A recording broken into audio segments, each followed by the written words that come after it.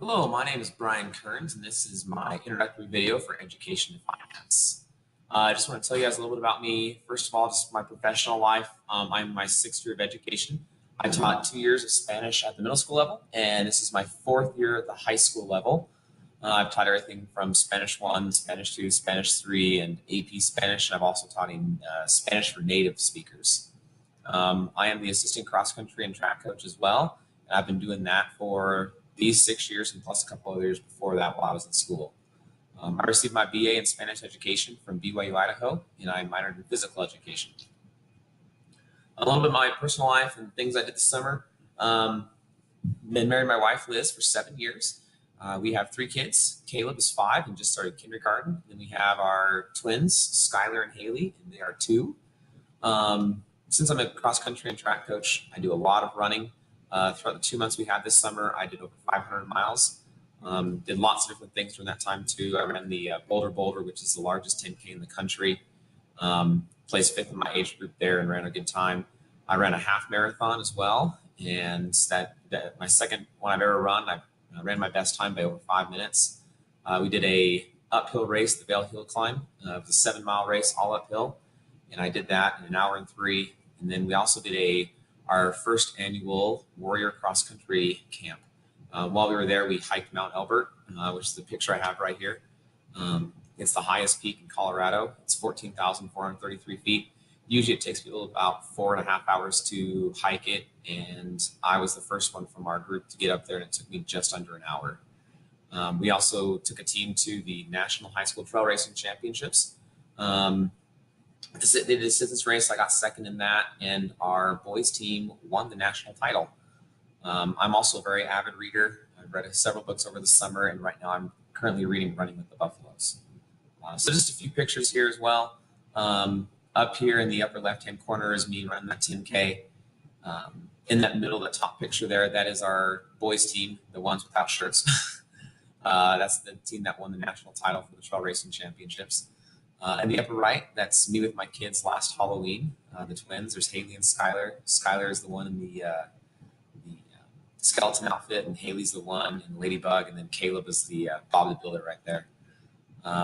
In the center bottom down there is me and my wife on our wedding day.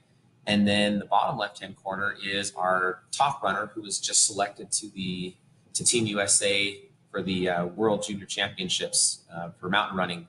And they're going to compete in Andorra in September. So he's really excited to be representing Team USA for that. It's been a great privilege to be able to coach a kid like that. So why am I getting my master's degree in education administration? The biggest reason, and honestly the only reason why I want to do this, is my whole goal with education and everything that I do is to make a difference. It's something that my dad taught me to do while I was in high school and afterwards.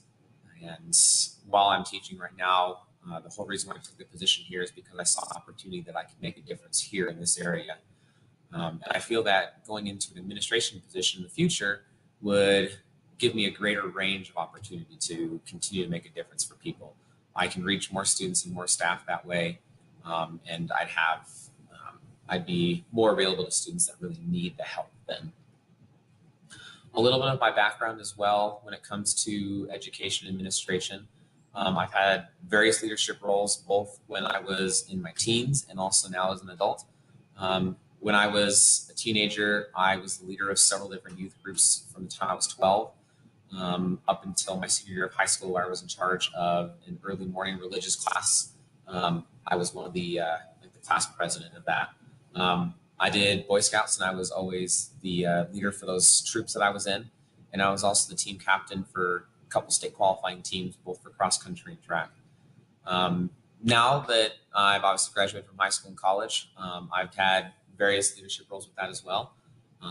I've done lots of I've had lots of training roles, training new teachers, and different supervisory roles as well. Right now, I'm the co-department chair of our foreign language department. I've also had a lot of responsibility with having to build up programs that were dying. The middle school I was at, the Spanish program was going to be cut until they hired me. And so I started as half-time, and I worked it up to get that to a full-time position, and to the point where we actually had to start turning kids away because there's just not enough room in the classroom to have all those kids in there. I've also had to do a lot of curriculum development because there's no set curriculum in our district for Spanish. So I've had to do a lot of that kind of stuff. And right now we're working on doing a workshop model in our classroom where having everything is available online. So it's all open resource. So I've been adding a lot to that. My different strengths and weaknesses with school finance. Some of the strengths that I have are obviously with having to do a lot of curriculum development in Spanish, been able to find a lot of low-cost solutions to different things. We can't afford to buy classroom sets of textbooks or anything like that, so I've had to be very creative and find things that are either very cheap or free. I'm really good at working with the budget, and I do consider myself pretty good at networking. I'm able to talk to lots of people and develop really good relationships with them to help us out with the different programs that we have here in the school.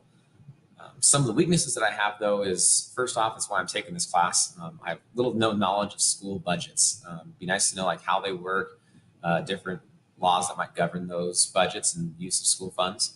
I also don't know like who to talk to with this kind of stuff. I don't know what my sources would be and how I would get that networking stuff go, which goes along right with the last point is where do I get things, get that information. So this concludes my video, and I'm looking forward to this semester. Thanks.